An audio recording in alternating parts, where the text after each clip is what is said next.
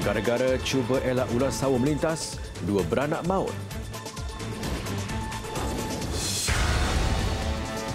Biarpun pekerja bekerja dari rumah, majikan perlu bayar gaji penuh.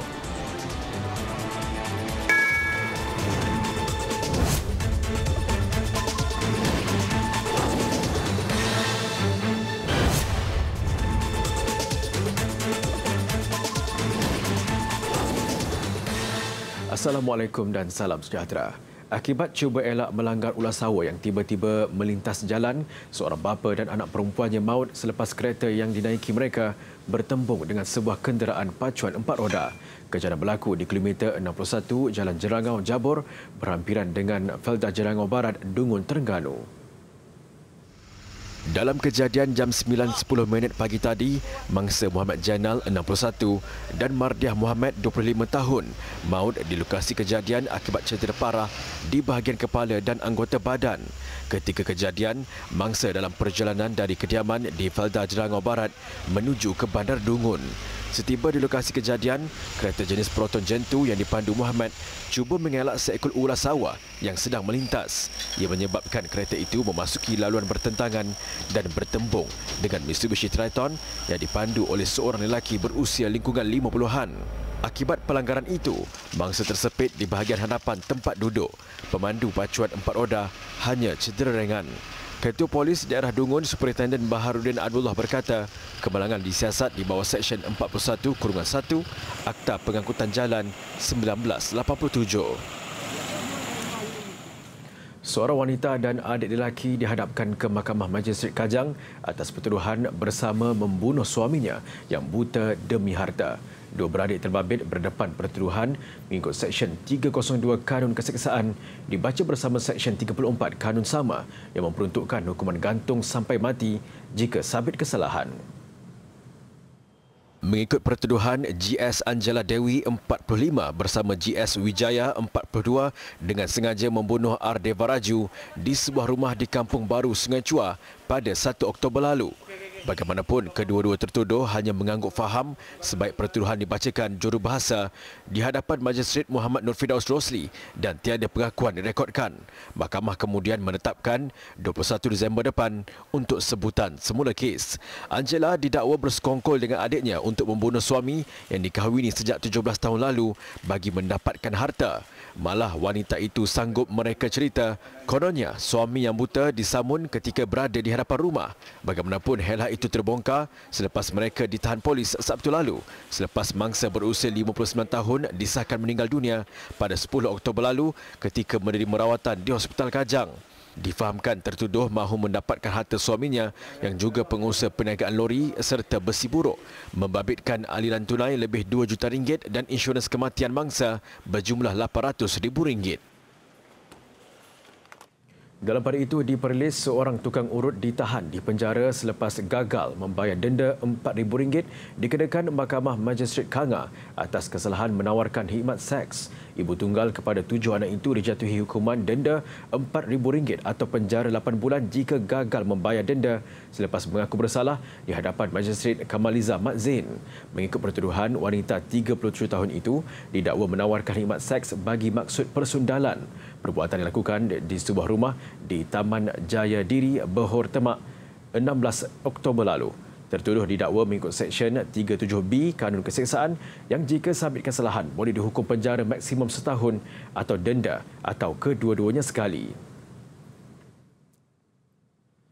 8 pekerja termasuk seorang pengarah sebuah syarikat ditahan reman 7 hari mulai hari ini sehingga 27 Oktober depan berhubung kejadian pencemaran sumber air di Sungai Gong, Rawang.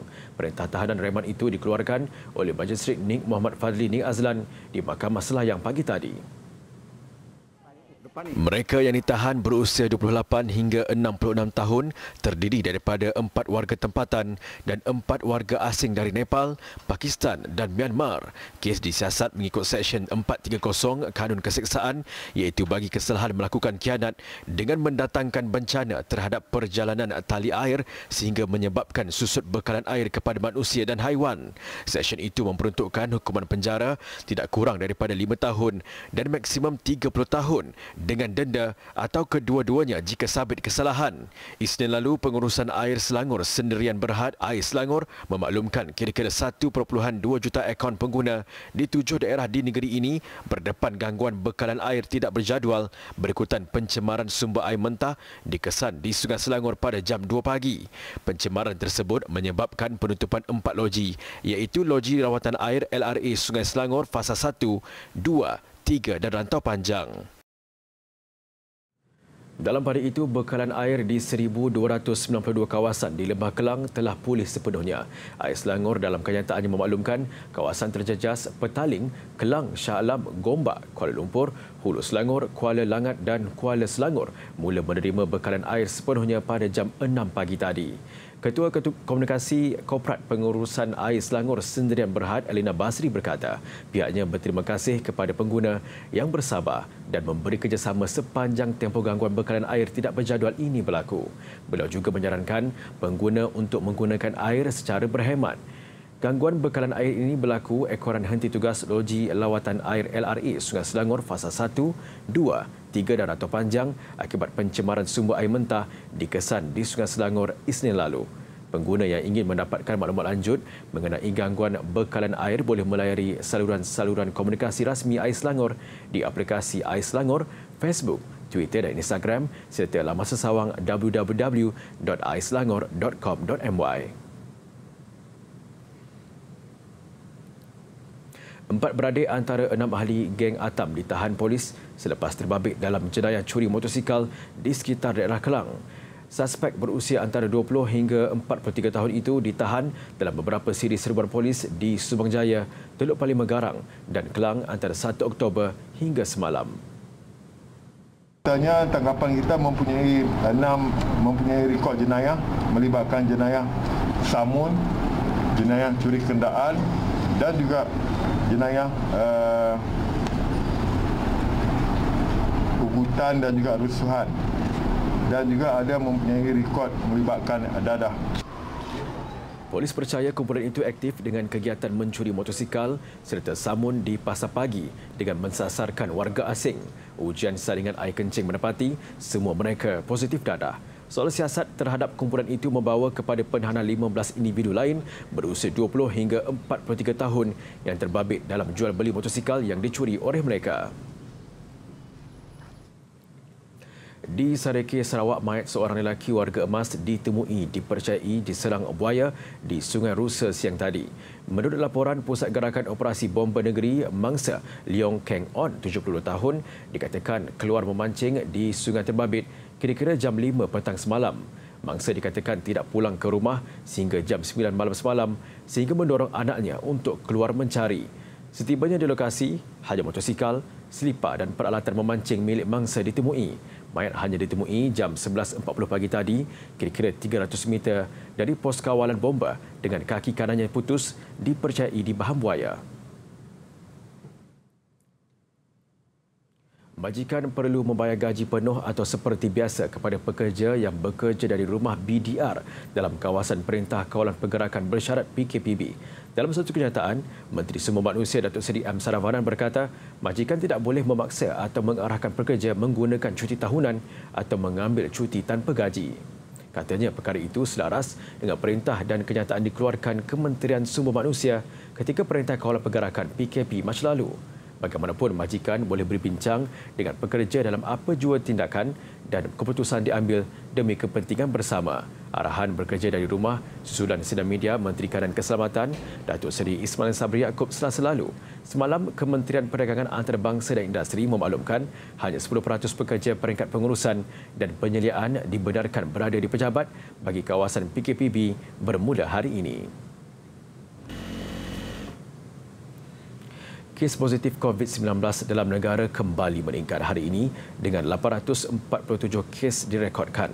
Ini menjadikan jumlah keseluruhan kes positif melonjak kepada 23,804 kes. 5 lagi kematian juga direkodkan hari ini.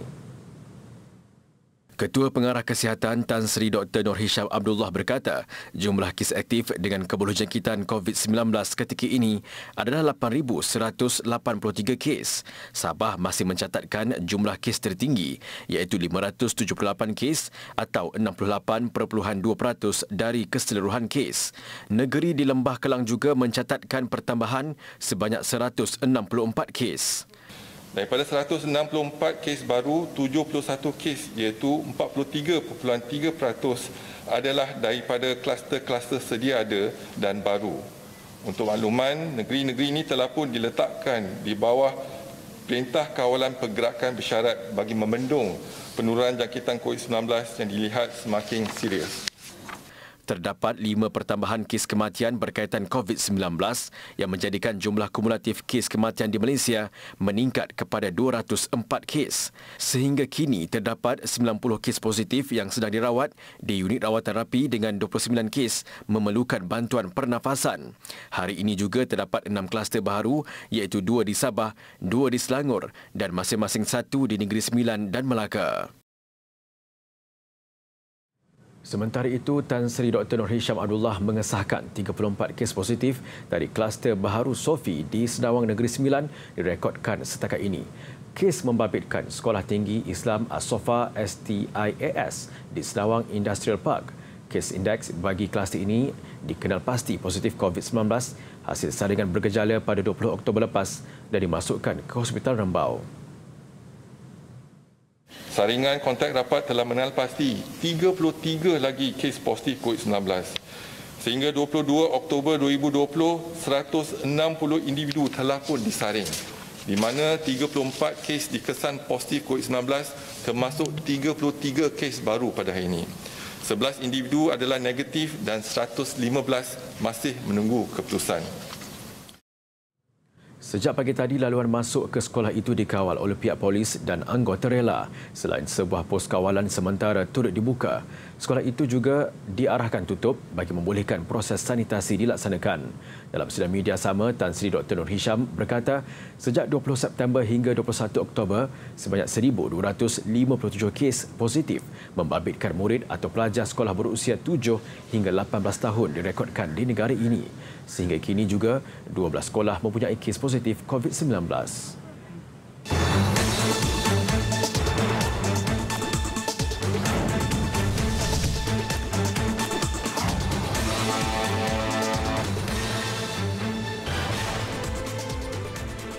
Bertemu kembali. Pelaksanaan PKPD di 9 penjara iaitu 5 di utara tanah air dan 4 di Selangor bermula esok sehingga 4 November ini. Keputusan dibuat setelah mendengar perbentangan daripada Kementerian Dalam Negeri KDN berkenaan situasi penularan COVID-19 di beberapa penjara di Zon Utara dan Zon Selangor. Ini disebabkan oleh kes-kes COVID positif yang banyak berlaku di dalam penjara. Kalau kita lihat peringkat awal dulu, penjara di Tawau misalnya, yang mula berlaku COVID-19 ni yang akhirnya berlaku merebak kerana warden-warden menjangkiti warden dan akhirnya warden keluar dan membawa penyakit COVID, penularan keluar. Penjara yang terbabit di utara Semenanjung ialah Pusat Koreksional Perlis, Penjara Sungai Petani, Penjara Taiping, Pusat Koreksional Kamunting dan Penjara Tapah. Manakala penjara di Selangor ialah Penjara Reman Sungai Buloh, Penjara Kajang, Penjara Wanita Kajang dan Pusat Koreksional Puncak Alam. Sepanjang tempoh PKPD itu, ahli keluarga banduan tidak dibenarkan melawat. Kerajaan juga memutuskan untuk melaksanakan Perintah Kawalan Pergerakan diperketatkan PKPD di lokaliti Anjung Teduh Felda Sahabat Lahad Datu berkuat kuasa 24 Oktober sehingga 6 November yang melibatkan 544 unit rumah dengan seramai 4,629 penduduk. Semua penduduk, kalau PKPD tidak dibenarkan keluar langsung, namun ada sedikit pelanggaran yang kita berikan iaitu kedai runcit di dalam perkampungan tersebut dibenarkan beroperasi daripada 6 pagi hingga 6 petang untuk penduduk membeli barang keperluan. Keputusan itu dilakukan atas nasihat Kementerian Kesihatan KKM susulan peningkatan kes positif COVID-19 di lokaliti itu. KKM juga akan turut melakukan saringan secara bersasar kepada penduduk di kawasan berkenaan. Dalam pada itu, PKPD di 6 buah kampung di daerah Semporna dan Kunak akan disambung sehingga 6 November ini. Satu-satunya pusat serenti yang menempatkan golongan HIV, Pusat Rawatan dan Pemulihan Dadah CCRC Serendah komited dalam membantu individu yang terjerumus dalam kancah penagihan dadah. Tidak seperti di dunia luar, di CCRC Serendah mereka tidak lagi dipinggirkan. Mereka pernah tersalah langkah, terjebak dengan dadah. Ada yang pertama kali menjejakkan kaki, ada juga penagih tegar. Institusi di bawah kendalian Agensi Anti Dadah Kebangsaan AADK ini menempatkan 205 individu bermasalah dadah yang digelar klien, termasuk 40 yang turut menghidap HIV. Walaupun sekiranya mereka masuk sebagai pesakit HIV, tujuan utama kita adalah bagaimana kita nak memulihkan, membantu memulihkan tingkah laku penagihan itu. Jadi kalau seandainya mereka masuk dan mereka dikenal pasti sebagai pesakit HIV, apa yang kita lakukan adalah kita cuma membuat pengasingan penempatan asrama, kita asingkan daripada klien yang lain. Dan apabila menjalankan program, kita sekalikan supaya tidak berlaku apa yang kita sebut sebagai diskriminasi di antara klien-klien yang sama-sama mengikuti pemulihan di sini. Dengan bantuan dan pemantauan 85 kaki tangan, semua aktiviti berkonsepkan terapi komuniti, transformasi dan halakah dijalankan bersama tanpa diskriminasi. Bagi membantu perkembangan emosi dan kognitif klien, pelbagai pendekatan bermodulkan psikososial dijalankan. Antaranya pemulihan awalan untuk klien yang baru memasuki pusat, bimbingan kaunseling dan pencegahan relapse bagi menghalang penagihan semula oleh klien. Kat sini kita pakai sistem ahli keluarga. Kalau sakit kita, sakitlah dia. Macam itulah kita kerjasama kan. Daripada 5 pagi sampailah pukul 11 malam. Yang benda tu takkan ada yang terlepas. Dia akan selalu saling mengingati. Kalau kita buat sesuatu benda pun, dia orang akan cakap, yang ni tak boleh, yang ni tak boleh, yang ni tak boleh. Sebelum ni saya pun dah jalani rawatan ARV untuk HIV. Saya dah start makan ubat. So saya punya kesihatan pun keep improving lah setiap hari, apa semua setiap bulan. Di sini kita teruskan saja. Sebab sini pun ada penolong pegawai perubatan dan juga doktor daripada luar datang setiap 2 kali seminggu. Yang kita juga ada appointment doktor pakar kesihatan keluarga di klinik serendah di luar sana. Jadi kita akan follow up lah untuk tengok kita punya kesihatan macam mana pantau kan. Ubat pun kita dibekalkan setiap hari lah. Dengan menjalani rawatan di pusat pemulihan ini, besar harapan mereka untuk bebas daripada kancah dadah buat selama-lamanya dan seterusnya diterima baik oleh masyarakat. Laporan Nurul Amalina Zainuddin. Semoga kehidupan mereka lebih bahagia selepas ini. Untuk rekod rakaman itu kami lakukan sebelum penguatkuasaan Perintah Kawalan Pergerakan Bersyarat PKPB. Meskipun begitu, semua pegawai dan pelatih terbabit masih menjaga SOP bertujuan mencegah COVID-19. Kita ke laporan selanjutnya. Pengguna EasyCap kini boleh membayar tambang menggunakan Bank Muamalat Duit Now QR. Kerjasama strategik antara EasyCap dan Bank Muamalat ini menyediakan penyelesaian pembayaran tambahan kepada pengguna e-hailing berkenaan selain bayaran tunai, perbankan atas talian dan e-dompet. Usaha sama ini dijangka menarik lebih 500,000 pelanggan sedia ada EasyCap di Lembah Kelang, Seremban, Johor Bahru, Pulau Pinang, Perak, Melaka dan Sabah. Untuk tempoh 6 bulan pertama bermulai 1 November 2020, Bank Muamalat menjangkakan lebih 20,000 transaksi dilakukan oleh penumpang teksi. Ketika ini, kira-kira 1,000 pemandu EasyCap telah melengkapi dengan kaedah pembayaran itu. Bank Muamalat adalah institusi perbankan Islam pertama yang memperkenalkan penggunaan platform pembayaran Duit Now QR pada Disember tahun lalu. Langkah ini sejajar dengan matlamat strategik bank itu dalam melaksanakan transformasi digital perkhidmatan perbankannya secara menyeluruh.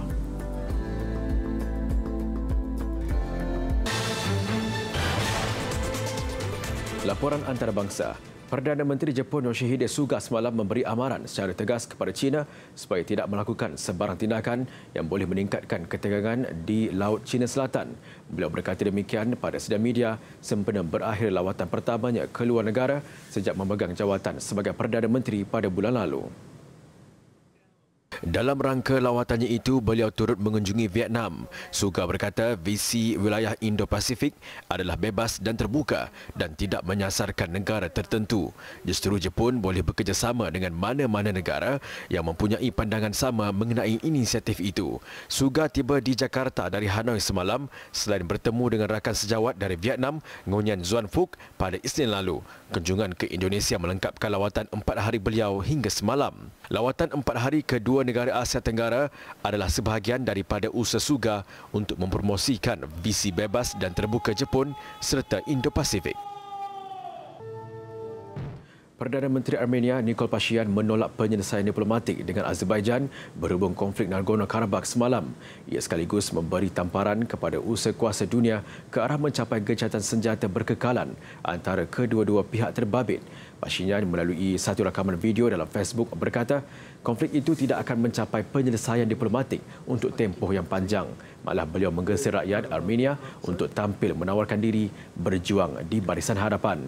Sambil menegaskan sebarang rundingan berhubung status Karabakh adalah sia-sia. Kini beliau menuduh Azerbaijan tidak mahu berkompromi dan Azerbaijan pula menyifatkan kenyataan Pashinyan itu sebagai sekali lagi menunjukkan Armenia tidak berminat langsung kepada penyelesaian konflik berkenaan secara aman. Sukarelawan ujian klinikal vaksin COVID-19 yang dibangunkan Universiti Oxford disahkan meninggal dunia di Brazil semalam. Setakat ini, sama ada lelaki itu menerima vaksin berkenaan atau placebo tidak dapat dipastikan. Ia adalah kematian pertama dilaporkan dalam ujian vaksin COVID-19 yang dijalankan di seluruh dunia. Penilaian bebas mengambil kesimpulan bahawa tidak timbul masalah membabitkan keselamatan dan pengujian vaksin terbabit yang dibangunkan bersama firma farmaceutical AstraZeneca. Malah ujian itu akan diteruskan. Oxford dalam kenyataan berkata, sukarelawan terbabit adalah seorang doktor berusia 28 tahun yang bertugas sebagai barisan hadapan dan meninggal dunia akibat komplikasi COVID-19. Mangsa menamatkan pengajian dalam bidang perubatan pada tahun lalu dan berada dalam keadaan sihat sebelum dijangkiti virus berkenaan. Setakat ini, kira-kira 8,000 sukarelawan menerima vaksin di Brazil dan lebih 20,000 di seluruh dunia.